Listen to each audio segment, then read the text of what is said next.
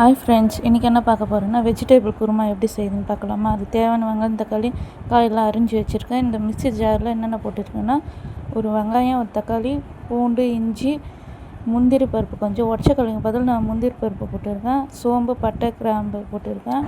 தேங்காய் பத்தை 2 தேங்காய் பத்தையும் போட்டிருக்கேன். பச்சை மிளகா 1 தாளிக்குதுன்னு பார்க்கலாம். குக்கர் வச்சுட்டு அதில் எண்ணெய் ஊற்றிட்டு அதில் பட்டை, கிராம்பு, சோம்பு, பிரிஞ்சி இலை எல்லாம் போட்டு அன்னாச்சி பூண்டு போட்டு வெங்காயம் எல்லாம் போட்டு நல்லா வதக்கி விட்டுக்கலாம்.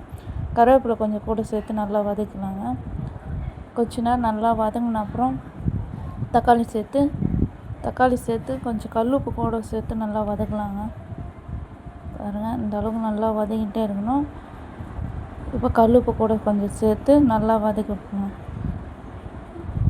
கொஞ்ச நேரம் நல்லா வதங்கின அப்புறம் எடுத்து வச்சுருக்க காய் சேர்த்துக்கலாம். கேரட், உருளைக்கிழங்கு, பீன்ஸு இது கொஞ்சம் வதங்கிட்ட அப்புறம் பட்டாணி ஊற வச்சுக்கணும். நைட்டே பட்டாணி ஊற வச்சுட்டுருந்தேன், வெள்ளை பட்டாணி தான்.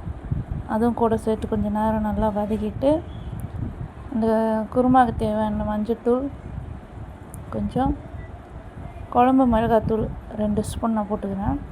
உங்களுக்கு இன்னும் காரம் அதிகமாக வேணும்னா கொஞ்சம் 1/2 ஸ்பூன் வெறும் மிளகாத்தூள் போடுங்க. எனக்கு காரம் இது போதும்னு விட்டேன். கல்லுப்பு கொஞ்சம் சேர்த்துட்டு ஏற்கனவே கொஞ்சம் நம்ம வதக்கும் போதே சேர்த்துருந்தா இன்னும் கொஞ்சம் சேர்த்துட்டு நல்லா கொஞ்சம் நேரம் அந்த பச்சை வாசனை போகிற அளவுக்கு வதக்கிட்டு ஒரு சொம்பு தண்ணி ஊற்றி அது கொதிக்கிட்டுங்க. நம்ம அதுக்காட்டி அதை அரைச்சி எடுத்துன்னு வந்துடலாம். பாருங்கள், இந்த அளவுக்கு நல்லா அரைச்சிட்டு நைஸாக அரைச்சிட்டு இப்போ குருமாவில் சேர்த்துக்கலாம். இங்கே சேர்த்து கொஞ்சம் நல்லா கொதிக்குது பாருங்கள். இந்த டைமில் சேர்த்து கொஞ்சம் தண்ணி ஊற்றி கூட சேர்த்துக்கோங்க. உங்களுக்கு தண்ணி எந்த அளவுக்கு தேவையோ அந்த அளவுக்கு ஊற்றிக்கோங்க.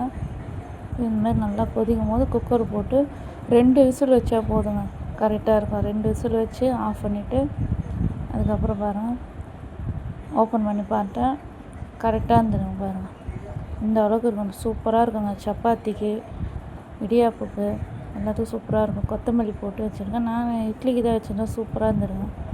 சேனல் பிடிச்சிருந்தால் லைக் பண்ணுங்கள், கமெண்ட் பண்ணுங்கள். மறக்காமல் என்னோடய சேனலை சப்ஸ்கிரைப் பண்ணுங்கள் ஃப்ரெண்ட்ஸ். பாருங்கள், சூப்பரான குருமா. இதேமாதிரி நீங்களும் செஞ்சு பாருங்கள்.